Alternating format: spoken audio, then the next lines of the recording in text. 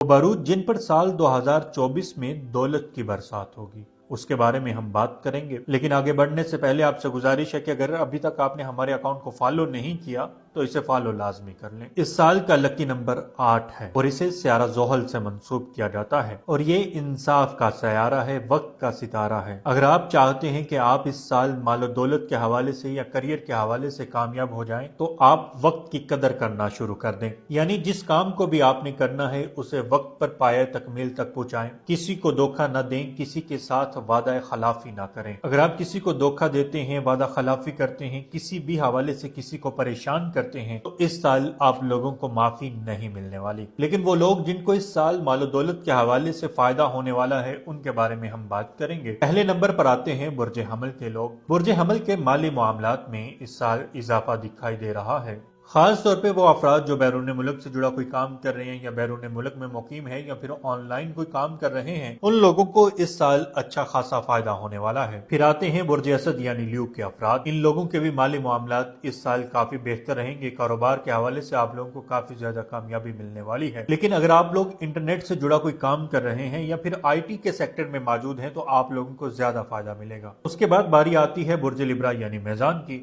मेज़ान अफराद के माली मामलात में इजाफा रहेगा, लेकिन आपकी सेहत जो है वो इस साल डिस्टर्ब रह सकती है। बुर्ज कौस यानी सेजिटेरियस के अफराद भी इस साल माली हवाले से फायदा उठाते नजर आ रहे हैं, यानी आपके बैंक बैलेंस में इजाफा होता दिखाई दे रहा है। ये वो 4 बारूज हैं जिन पर इस साल दौलत की बरसात रहेगी। पैसा हर शख्स कमा सकता है, किसी को कम मेहनत करना पड़ती है और किसी को ज्यादा। लेकिन जैसे हमने शुरू में बात की कि ये साल जोहल का साल है, तो इस साल हर शख्स को अपने टाइम मेहनत करना पड़ेगी, यानी मेहनत के बाद ही कामयाबी मिलेगी।